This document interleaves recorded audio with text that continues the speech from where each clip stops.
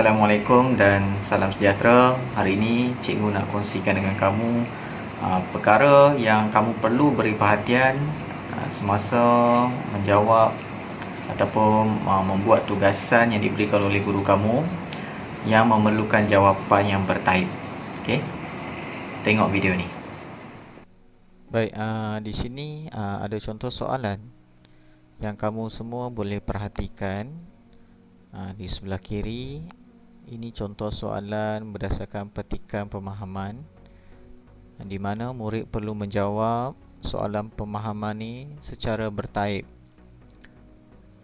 Dan di sebelah kanan kamu pula ada satu contoh soalan, iaitu soalan berkaitan dengan ulasan. Murid perlu menulis ulasan di ruangan di bawah ini. Dan jawapan murid adalah secara bertaib juga. Baik, seterusnya kita pergi ke perkara penting yang perlu diberi perhatian apabila menjawab soalan subjektif ataupun soalan yang memerlukan jawapan yang bertaib. Jadi apabila kamu ingin mula menjawab soalan, pastikan kamu ingat 5 langkah ini. Okey, yang pertama iaitu mulakan ayat dengan huruf besar. Jadi bila kamu nak mula menulis jawapan tu, pastikan mulakan ayat tu dengan huruf besar. Kemudian kamu mesti mengakhiri ayat kamu tadi dengan tanda noktah ataupun titik.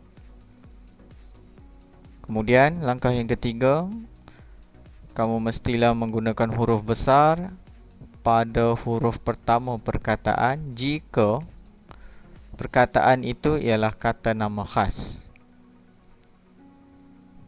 Langkah yang keempat, tanda baca seperti tanda koma ataupun tanda noktah mestilah ditaip dengan betul kedudukannya.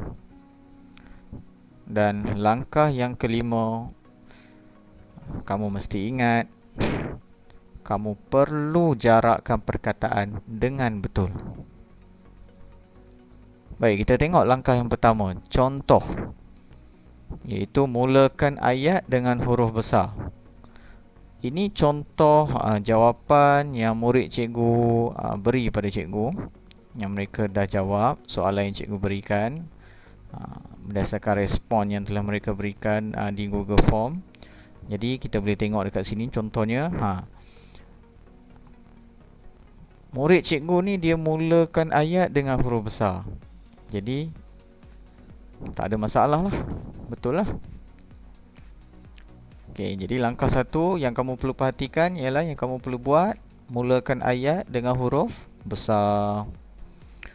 Yang kedua, langkah yang kedua tadi, iaitu mengakhiri ayat dengan tanda noktah ataupun titik. Kita tengok contoh yang sama. Sarah bercuti di Sarawak pada minggu lepas. Tengok, dia akhiri ayat ni dengan noktah ataupun titik. Jadi betul. Okey, langkah yang ketiga tadi, iaitu gunakan huruf besar pada huruf pertama perkataan jika kata nama khas. Jika perkataan tu kata nama khas, mesti ditulis dengan huruf besar. Contoh, Sarah bercuti di Sarawak pada minggu lepas. Itu perkataan Sarawak. Sarawak ni ialah kata nama khas, iaitu nama tempat. Jadi perlu ditulis dengan huruf besar, huruf pertama. Okey, jadi ini pun betul. Seterusnya langkah yang keempat, iaitu tanda baca koma ataupun noktah ditaip dengan betul kedudukannya. Apa maksudnya? Maksudnya begini, okey. Selepas kamu semua boleh perhatikan di sini ada perkataan kesimpulannya dia letak koma. Baik. Koma ni nak letak macam mana? Selepas kita tekan huruf A, kita tekan tanda koma. Jangan tekan spacing. Tak perlu tekan spacing. Okey. Jadi tak perlu. Selepas koma, kita kena tekan spacing untuk perkataan yang seterusnya. Sama juga dengan noktah. Selepas saja tulis bapa, nak letak noktah, terus letak noktah, tak perlu spacing lagi. Jadi baru betul kedudukannya. Okey, ini pun betul. Baik, langkah yang kelima iaitu jarakkan perkataan dengan betul. Kita tengok contohnya. Baik, dekat sini ada perkataan ibu bapa. Ada dalam kalangan murid-murid cikgu, dia tulis ibu bapa ni dia rapatkan. Jadi kita kena ingat ibu bapa tak boleh dirapatkan ejaannya. Ejaan dia mesti dijarakkan. Ini kecuaian je lah yang biasa yang murid lakukan. Jadi kalau kita tengok contoh kat sini, contoh ni adalah betul. Okey, baik. Sekarang apa yang kita perlu beri perhatian ialah awas jangan buat ni, tak boleh buat ni. Okay, apa yang kita tak boleh buat? Okay, tidak menggunakan huruf besar pada huruf pertama perkataan pada kata nama khas. Tadi kan cikgu dah cakap bila kita bina jawapan secara type ni, bila ada perkataan yang kata nama khas, perkataan tu mesti dimulakan dengan huruf besar. Contoh tadi Sarawak. Tengok ni, Sarawak dia tak tulis dengan, dia tak mulakan dengan huruf besar. Jadi disebabkan ni ayat ni boleh jadi kurang markah. Okey. Baik. Seterusnya, menggunakan huruf besar pada huruf pertama perkataan pada kata nama am. Apa maksudnya? Kita tengok contoh kat sini. Sepatutnya jawapan tu Sarah telah singgah di kedai kek. Jadi kedai tu bukan kata nama khas.